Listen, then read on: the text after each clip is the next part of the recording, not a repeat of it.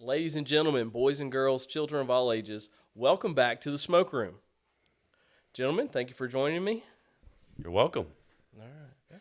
So our last episode did generate some smoke, and our whole idea here is to not create smoke, but to just talk about smoke from a biblical perspective. So some of the chatter that is now going around our community is a new policy passed by the Board of Education in Banks County, which that policy states that students can no longer use any personal technology devices during from the first bell to the last bell of school. So that's our conversation tonight. That's where we're going. Okay, and right out of the gate, I just want to say thank you. And what a brave and bold decision that was by the Board of Education in Banks County, and I believe one that will pay dividends in the future. And I think, but why it was so bold is because the Board of Education made a decision. So the state passed a law that no personal technology devices can be used from K to 8th grade. So that's a state law. But the Board of Education in Banks County decided that's also going to be a high school policy as well for the county.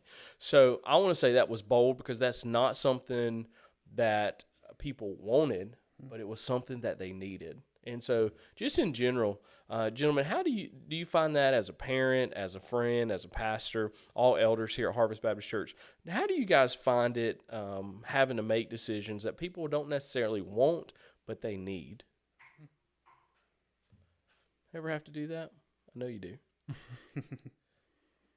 It's parenting in a nutshell, right? It's giving them what they need and not what they want. Helping kids grow up, and talking about education and technology. The kids are going to be drawn to the flashy thing, whatever that is. And I think just in thinking about this whole topic, the question I ask myself is, insert anything else other than a cell phone into the question here.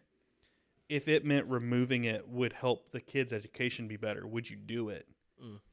The answer is yes. Then you should do it, right? It's the biblical idea of if your left eye causes you to stumble, gouge it out. And that's not exactly what it's talking about, but it's the same principle, right? If something's causing harm, if I'm eating a tub of ice cream every night before I go to bed, somebody needs to tell me to stop. If it's not good for me. Are you talking to me? It was underhanded. So yeah, I think it's just simple. As seemingly controversial as it's been, in reality, it's just common sense. Just how to raise kids, just giving them what they need and not what they want. So in general, let's just talk about technology in general for just a second. Do you guys think that technology and where we are today with AI and technology, do you think we're headed toward in a good direction as a culture with technology, or do you think we're headed in a hurtful direction as a culture? So I think it's interesting, that question. It's a question that we've been asking about education since the beginning of time. One of the points I wanted to try to bring out in this is technology is not just computers and phones. Mm-hmm. Books are technology. Writing utensils are technology. And so the question becomes then, okay, at what point do you draw the line? Yeah. At what point does technology become a hindrance? Because any tool we have is technology. So what we're talking about then is this technology good or bad? Yeah. Is it exactly. is this technology, and in whose hands and whose technology is beneficial or hurtful? And it's not technology versus education. It's, in this case, it's a much simpler question. Is electronic digital access helpful or hurtful for education of kids? I think, which simplifies the question a whole lot. I wanted to point out, because a big thing is we like to demonize things. Right, it happens with alcohol, tobacco, whatever it is in our society that was once commonplace or not, and then we kind of demonize the thing. Where it's like, well, technology is not evil at all. Like, nothing that God has created on this earth is really evil at all, right? Man uses things out of its purpose. Perverts. And perverts it, right? And I think that that's the perfect question. And what Nate was saying was so good, is because it's like, it's not, is this technology good or bad? It's, is our application of the technology good or bad? Is the application of how we're using technology actually working? And I think there's matrix that show with like handwriting, where schools are now adding that back into the curriculum, because there's scientific data now that has shown that actually handwriting things improves their education, that they can eliminate that one thing, and kind of manipulate the stuff there and show like, hey, no, actually handwriting is good. Specifically cursive, I think, is even superior when you're thinking about like learning. Why is that? It ties the letters together from the things I've seen. So like when you think about spelling and stuff, you have to have a better grasp of the word in order to tie them together. And also in your brain, it ties it together better. And same with writing. It's typically you learn it better because you're physically interacting with it, right? Is what it seems. And so when you have digital, you're not interacting. Now we've gotten to the point you're not even typing. Kids are dictating into their computer or iPad or whatever it is. And so the thing is typing it. They don't even know how to type anymore. They're not even learning that. Yeah, I think you've just answered the question of what you asked is, are we going in the right direction or wrong direction with technology? Because when you remove the work from the process, you just get a result. Yep. A lot of times that takes away the whole essence of what it was meant to accomplish at the end. And I think about when I was going in elementary school, I had a encyclopedia set, or my grandparents did. That's where I went to research something. I had to go pull the Encyclopedia Britannica, open it up, find a topic that I could either report on or whatever. Yep. There was no internet to look that up, no quickness about it. Yeah. There was all the steps that it took. And that's why I think AI is going to be such a hurtful thing long term. I think it's going in a bad direction personally. And without getting into the AI discussion, just to build off what you were saying, the issue that I see with technology, digital technology, phones, computers, tablets, earbuds, I mean, being a youth ministry, kids show up at youth ministry wearing headphones. And it's like they're listening to music while they're supposed to be talking to everybody else. I'm sure that happens in the public school. Well, that is, I think, what makes this such a good decision is because what technology tends to do, and it has pros. I think points you guys made is right on point. It has pros, but con of technology in general has made us more isolated. Yeah. Mm-hmm. Take for instance music. Okay, let's go back 100 years. Where was most of the music where was music had at? Well, it was either at church, it was in the town square, or it was at home with everybody in your house, right around the piano.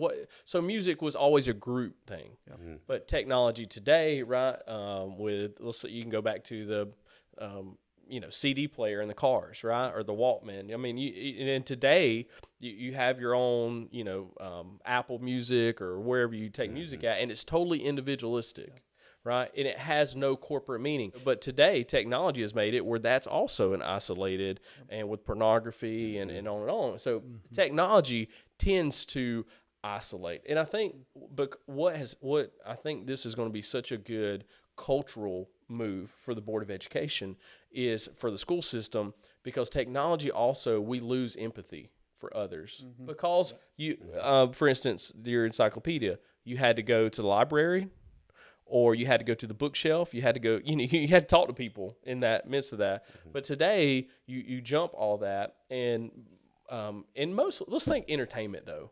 So let's turn the conversation to technology with entertainment. Okay, well, let's think about screen time in general. Okay, statistics show pre-COVID, when's COVID? 2021. Pre-COVID, the average teenager, 15 years old, according to this some statistics I saw, average 8 hours a day of screen time. I saw that as well. Wow. So that's TV and video specifically out of that screen time. Heavy. 8 hours a day. That's a lot of time. You're third of your life. Wow. Well, and now it's not even TV shows where you have to be patient and wait for the commercial to be over. Now it's okay, like this 5-second reel onto the next one for 8 hours. It's just infinite And that's dopamine. pre-COVID. Yeah. I haven't seen any numbers post-COVID. It's got to be worse. gotta It's be way not worse. gotten better. I saw one just about 8.5 hours. Okay. So it's not It's terribly far not. off. It's so Which, if you're a kid in school, I just want to say, like, it's not happening at home. Like, there's not enough time in the day for a kid in a public school to get that amount of time on a phone, and that's an average. So there's kids going well over that, right. and so it's happening in schools. Right. And to the move, and I think why the policy is so helpful. So headphones are not allowed in the hallway. No technology from 8 o'clock to 3 o'clock. No personal. Now, to the point, we do have technology. We do have smart boards and video. All technology. They have Chromebooks. They have they have laptops, but they can't use personal ones. They have to use the school issued ones. So they have technology, but they have to talk to each other. Right, and so you have to learn to fellowship and to associate. So let's talk. What have you guys seen has been the effect of so much screen time, entertainment-wise, in technology?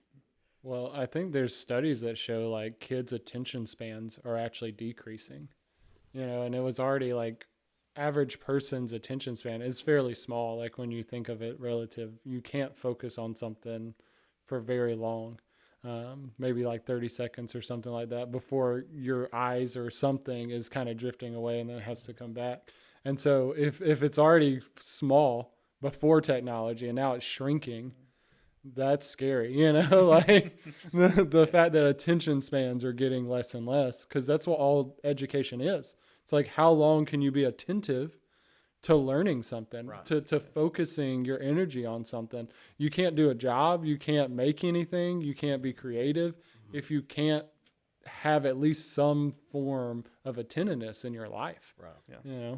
Which, I mean, the thing I think a lot of people miss when they think about anything they take in, whether it's technology or a hobby or whatever, our brains are circuit boards.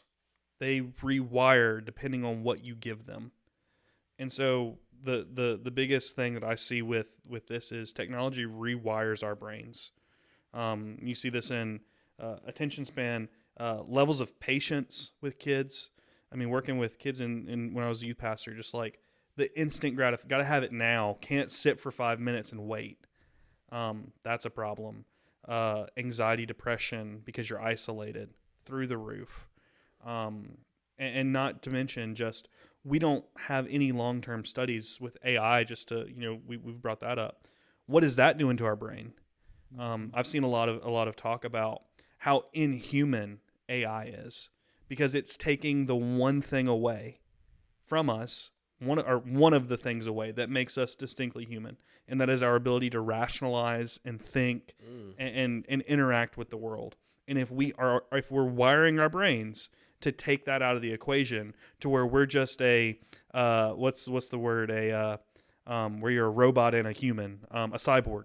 If we're just cyborgs, walking cyborgs, where we're just interacting with technology constantly for everything, where you can't think for yourself at all without going to ChatGPT or Gemini or whatever, that's a huge problem. Well, and it opens up a whole possibility of someone who wants to take advantage of that, right? One of my favorite books is Fahrenheit 451. Ray Bradbury writes Fahrenheit 451 in the 1950s, and he predicts almost the culture. It's so prophetic. Yeah. And one of the things that happens over and over in the book is people get history wrong. And the whole preface of the book is that there's, in this ideal utopian city, the one thing you can't have is books. And if you have books, the fire department comes and they burn them. That's what the fire, right?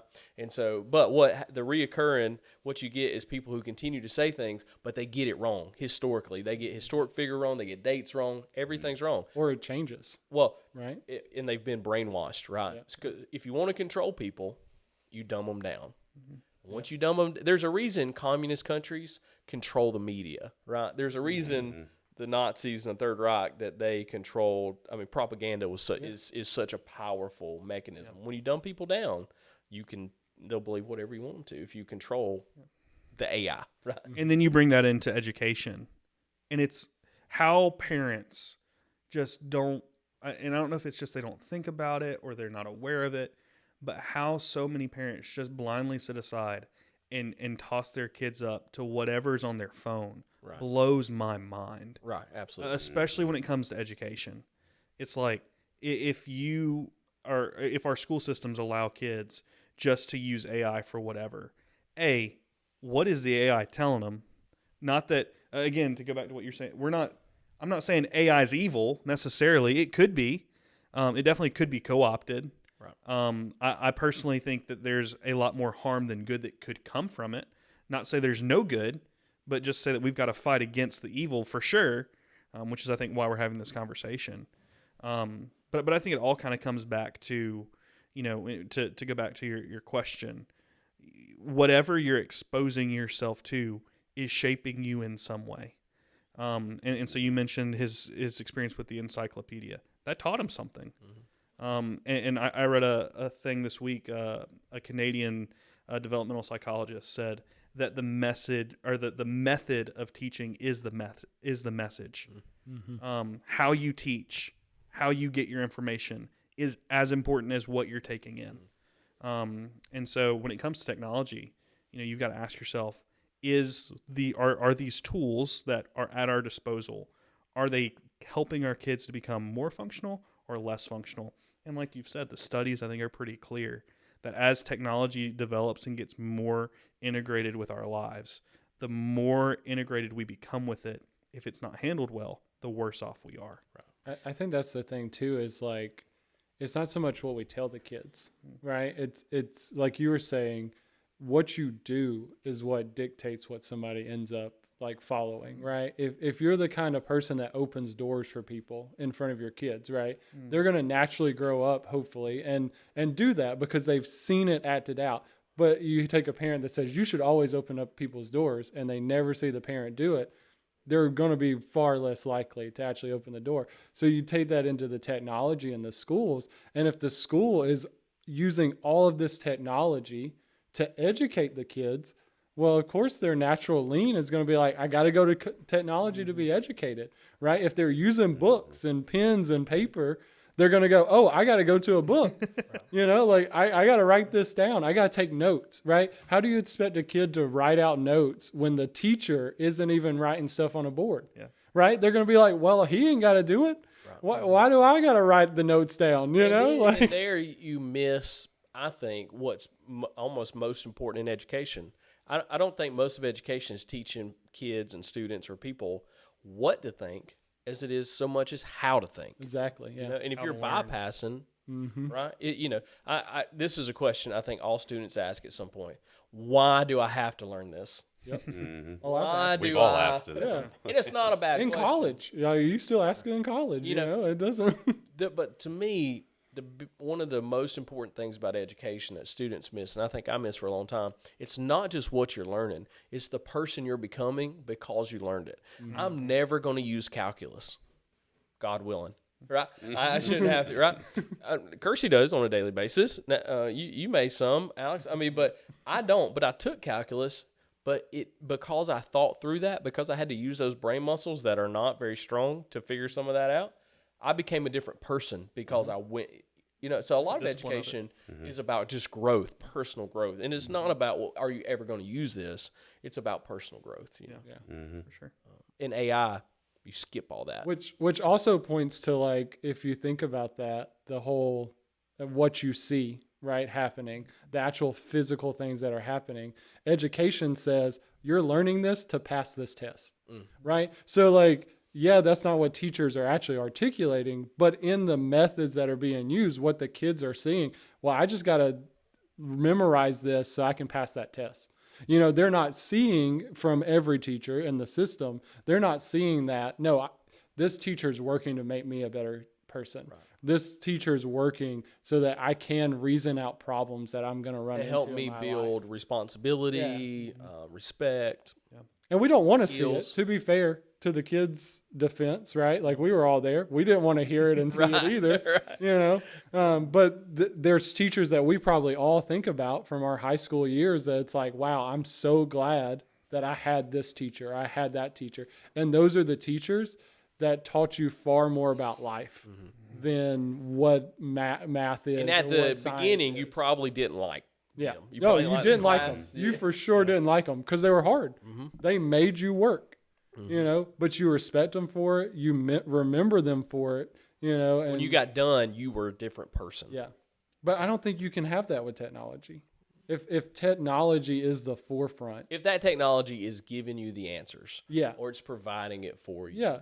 And for the teacher side too, not just for the student side, right? Like, how do you have a personal relationship with these kids as a teacher if all the time you're pointing them to their MacBook and their, or Well, let me say something Chromebook. that's probably Sorry, it's very Chromebook. unpopular in the world of education. I've heard this 100 times since I've been in education. The best way to lesson plan is to use AI. I've heard that over and over again. But the same point, you're taking out the human. I have to know the students, right? And I've used AI for lesson planning, and it for me, it just doesn't help. It's so bland. I've read 100 AI papers, okay, and they are very bland. Like, they're not personal, right? And that's the same way. If I use AI for lesson plan, you take the human, because there's a lot of fear in education that AI is going to take over teaching positions, okay? There's a lot of fear, and there's a lot of talk, and there's school systems, not in Georgia that I know of, but I know in other states, there are school systems who, what you have is pretty much one teacher over 3 or 4 classrooms while the AI is kind of doing the job, right? And so that's the fear, right? That's the fear, is that you just become managers of classrooms, and it's almost like the mega church pastor. He's the really good guy is just popped in, and you're just like the site pastor or whatever, on site pastor. You're not really a pastor. You're just there to make sure you're more or less security. And so that's what teachers. But if you do that, but if teachers are doing that in lesson planning, I think what ends up happening is you're just taking out that whole relationship of knowing your students, knowing your content, and knowing where they are and how you need to adjust and do all that. Well, and I think too, with the educator, you as a teacher, I feel a teacher should always be learning. Right? I mean, it's your job to learn and to teach others things, right? And it makes me think of Charles Spurgeon in Soul Winner. He talks about pastors that steal other pastors' sermons and re-preach them, right? And he's like, you can't do that as a pastor, not because of moral necessarily. That's not what he's talking about. But what he's talking about is, he's like, you have to wrestle with the scripture yourself. You have to let the words that you are going to preach to you, right? Like, you got to let it sink in on your own life. Like, you got to essentially preach your sermon to yourself before you preach it to others, right? And I think with educating, it should be a similar thing. This idea that as an educator, you are learning the material, right? And you're letting it affect your life in a way. And then you're trying to teach that to the kids, right? And there's no way to really teach effectively if you haven't let it affect your own life first, right? If you haven't reasoned with it, because you're not going to see the problems that the students are going to see with it, And so to have just AI do it, it's like you're taking that process out. It would be the same thing for a pastor to use AI for a sermon, right? Like, it's not so much the moral issue, which you could talk about. It's the whole, you're not letting the sermon affect yourself. It said that, what kind of sermon is it? Yeah. What kind of education? What kind of lesson are you teaching at that point? It's just not going to. And it's the same way when, but I think there's ability to use tools that are given, like AI. For instance, I use AI for like proofread my emails, things like that. Grammarly, like I use it a lot, right? There's different AI I use in different places, but students who just use AI, let's say, in college or high school or whatever, just to write papers, let's say.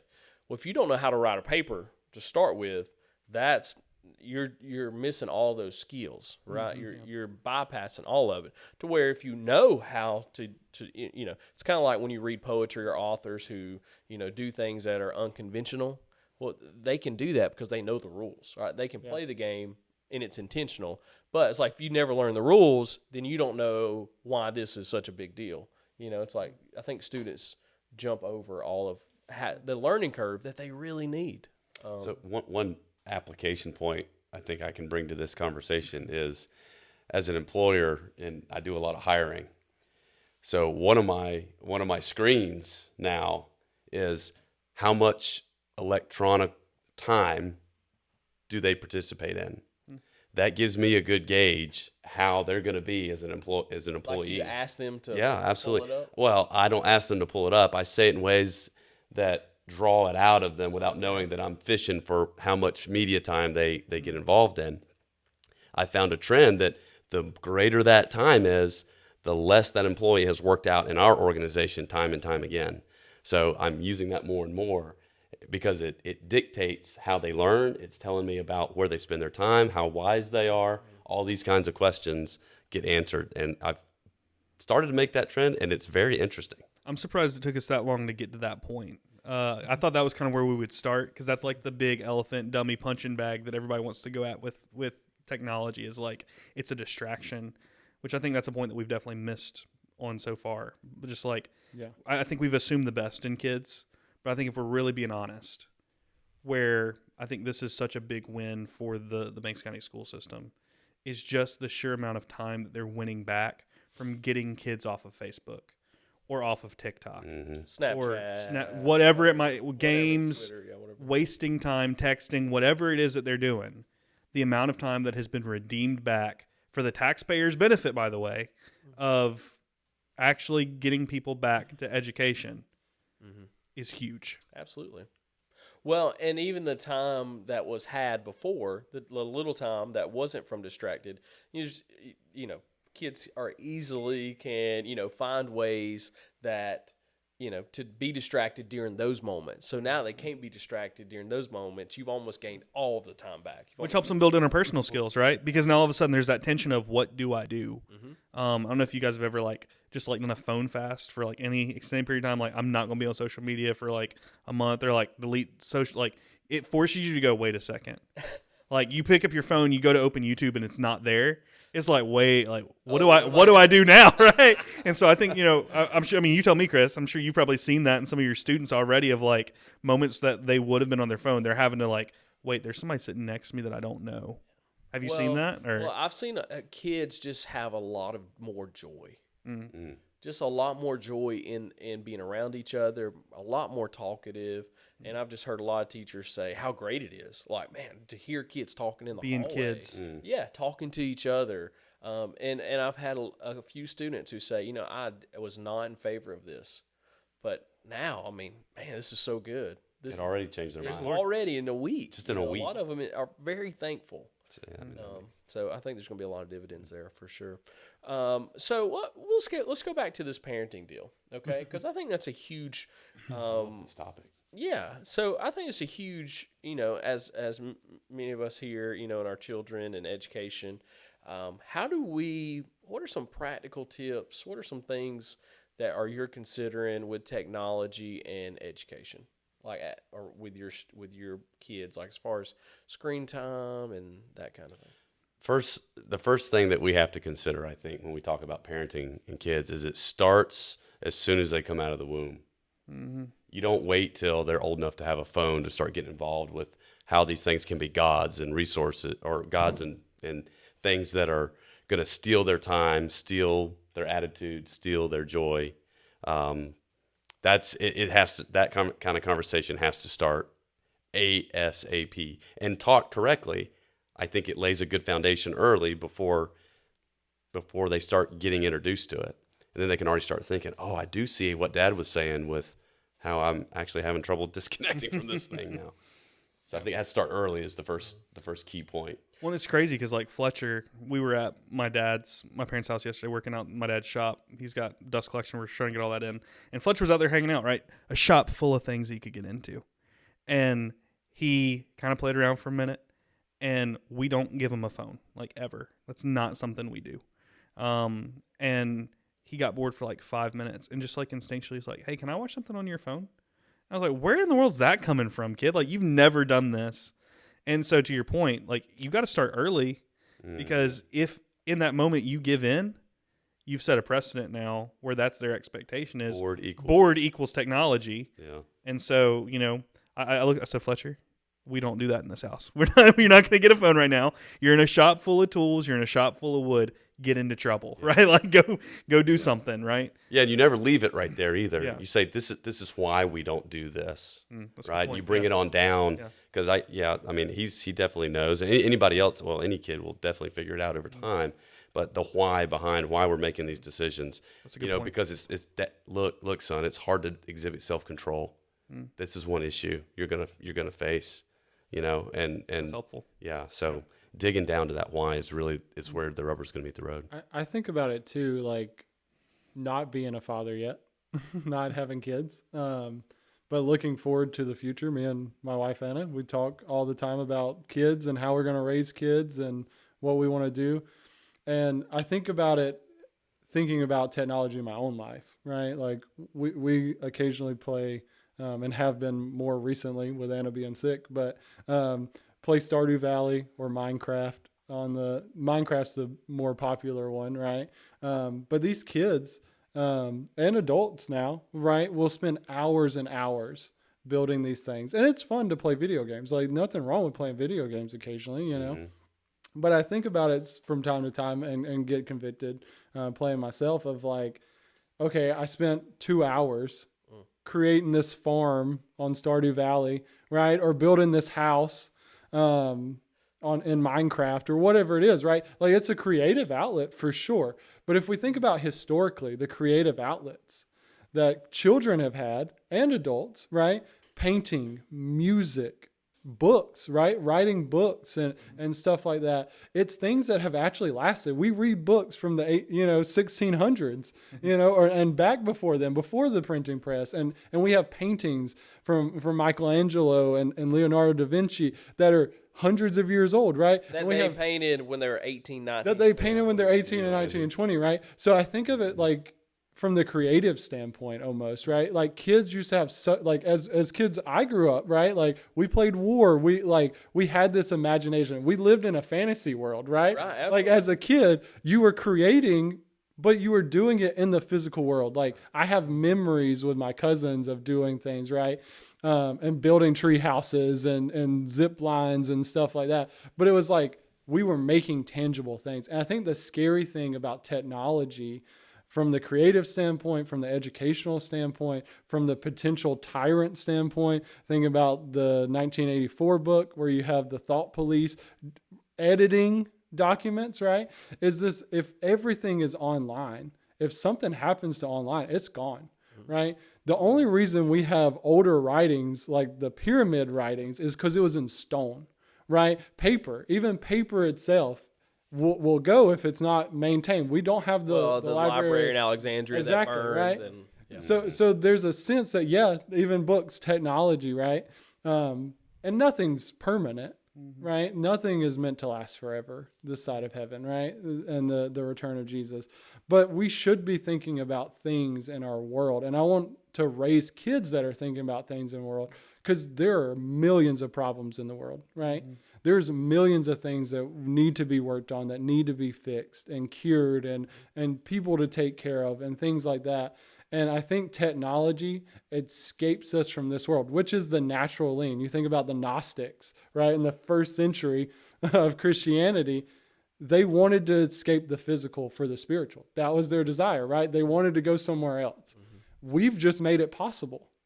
You can go live in VR. Virtual right? reality. You can live in virtual reality. You can an live oxymoron. on the Xbox, right? You can live in the TikTok Well, the world. great atheist hope You know? is, you have to tell me the terms, but where you can upload your brain into a computer and live forever. What's the- Cyberlink kind of thing. Yeah, that's the Elon Musk, right? That's what he's like. Virtual working immortality. on. Yeah, that's the great hope, right?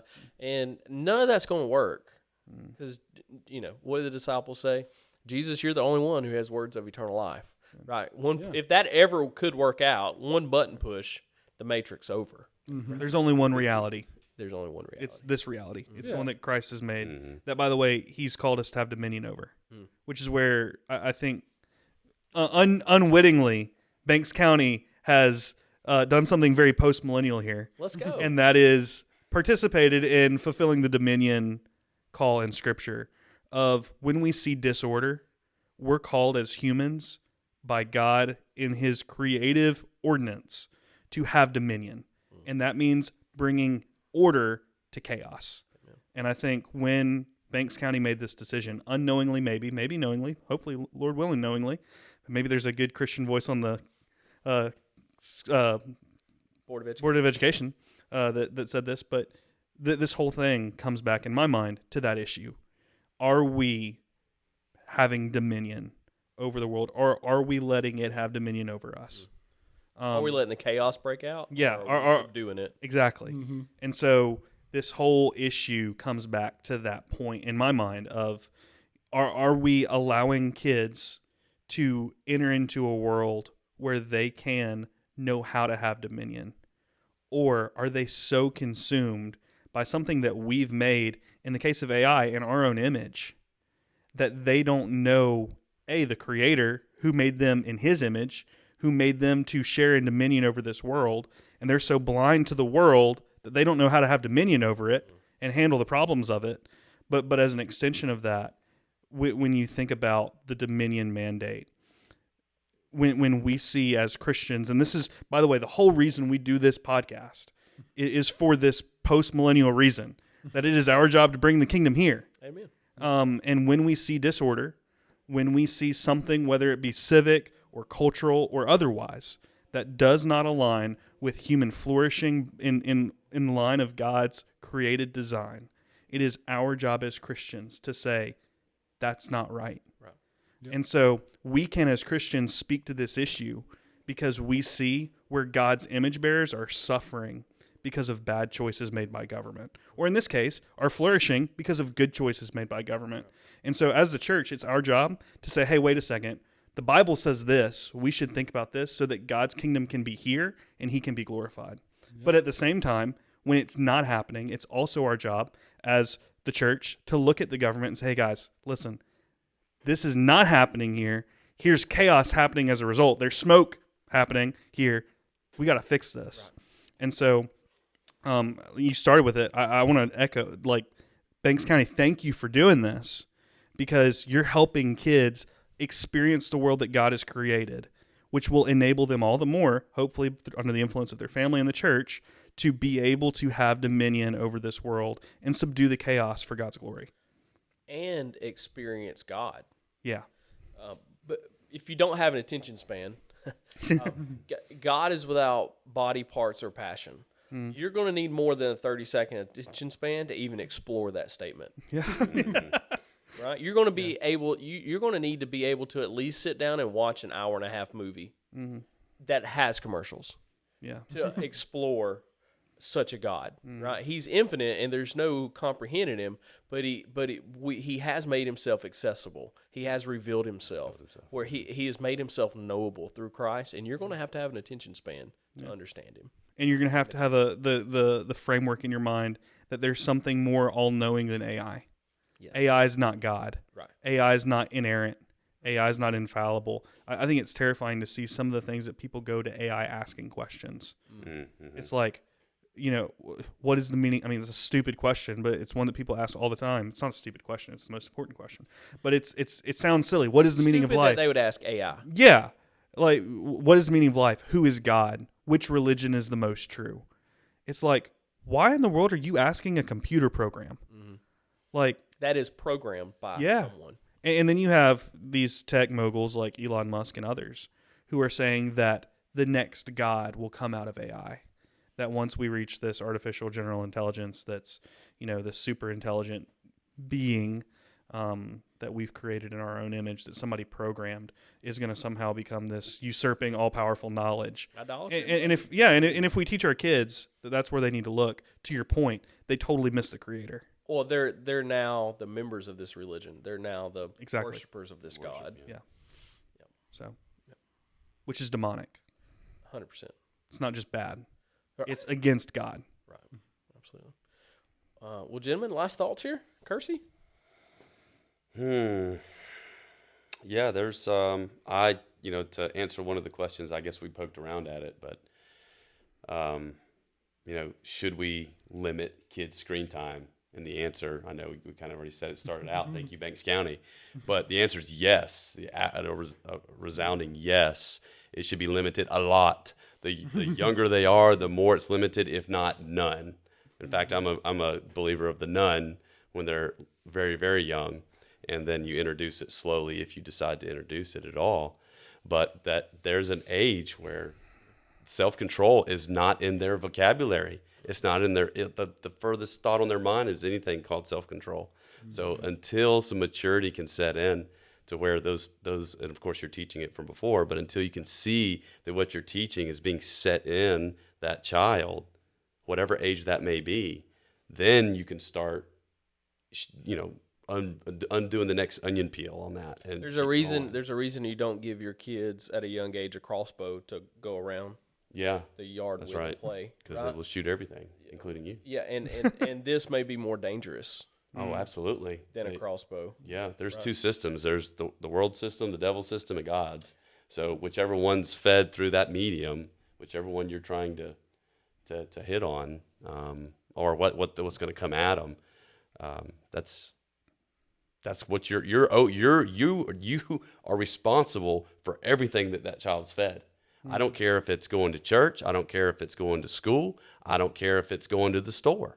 Whatever it is, you, parent, are the one responsible for what goes inside their ears, what goes on in through their eyeballs. Absolutely. Yep. And until that gets fixed, shoot, the YouTube's going to do it. That's my final. There are plenty of people that want to do it. Absolutely, yeah. TikTok's a lot of people will disciple your children. Yeah. You better be the one to do it. And it seems like parents are eager to give up that responsibility, which is understandable. Like educating a child is hard and It's hard work. It makes you'll feel overwhelmed, I'm sure. Like, I don't know calculus. How am I supposed to teach a kid calculus? I don't know anything. How am I supposed to speak into that? But yeah, at the end of the day, whether you send them to public school or not, like, you are responsible for that child's education. So, like, fight for your kids in the school system. If you're homeschooling, well, then go find a tutor that knows calculus. Mm-hmm. But you are delegating that responsibility. Yeah. You're making sure that happens. Mm-hmm. That's still ownership. It's just I'm now exercising it outside. I think every parent should be at any school board meeting they can be at. If your kid is in a public school, you should be there. You should hear what's going on. You should. Somebody told me the other day at not our school system, but a local school system, that the majority of parents that attend that school system's Board of Education meeting are homeschool parents. Yeah. So you don't like it? You want things to change? Like. Yeah, because I pay taxes to a government school system. You were telling me? Were you telling me this? Okay, yeah, I think it was. I think it was me and Emily at the time. Okay. Anyway. I think just one of the things that really stood out to me through all this is just the outrage that it sparked. And I've thought really long about why that is. Because in my mind, from my framework and worldview, as soon as I saw the post, I was like, huge win. This is great. And so seeing in our community other parents and kids freak out, lose their ever-loving minds over this issue, really made me think, why is that? And I was reminded of, I saw a comedian doing a crowd bit, and he was taking questions, and one of the person in the crowd asked him, do you have any advice for parenting? This guy's not a believer. But his advice was, he said, well, you can phone it in. You can put a tablet in front of a 3-year-old and, you're well on your way to, he said, no, but really, you want a serious answer. Hard choices now, easy life later. Yep. And so profound from someone who's not a believer. Mm-hmm. But I think that hits at the core of why this is such a big issue, because we live in a culture where we are so accustomed to making the easy choice now and living with the consequences later. Mm-hmm. Just keep piling on the national debt. Yeah. We'll deal with whatever's instant easy. gratification. Yeah. And so this, I think, for our community has hit it that it's hitting at the core of, wait a second, I've got to make a hard choice now. Well, if you start cutting government spending, all right, people are going to fight. If you start taking away technology there's a reason that Israel, when Moses demanded that the golden calf be destroyed, cried out in sorrow. You start playing with somebody's God, you start destroying somebody's God, there's going to be a lot of noise about it. Absolutely. So I think, just in this whole conversation, it's forced me as a parent, and hopefully parents, if you're watching this, what are the hard decisions that I'm not making? What are the hard decisions that I need to be making that I'm not, for the benefit of my child's good? And so with the Banks County issue, I think definitely the right decision. I'm excited to see what teachers do with that time. And I'm glad I got an inside view into that, to hear, it's good to hear how much joy that it's brought. Yeah. And I hope that the school board hears that, and I hope that teachers are giving that feedback to them, because it's cool to see how this has gone from, kicking and screaming, toddler, 3-year-old, don't take this away from me, to already in a week, you've got kids going, wait a second, this is what I was missing. Redemption can happen fast. It can. And when we redeem the time, like the Board of Education has done, to your point, when somebody becomes a Christian, it's a crisis moment. It is at a moment. When you're born again, it happens at a moment. Yeah. That redemption happens, and you work out that redemption, right, as Christian. And so when you redeem the time, it's the same concept, right? It was conservatism never happens slowly, hardly. It's always in a revolution. It's always in a crisis that it is usually happening, right? You go liberal progressively. It's called progressivism. You slide into liberalism, but to redeem, to be conservative, it's usually a moment that's a crisis. Yeah. But God did not make us to be mindless time wasters. Absolutely.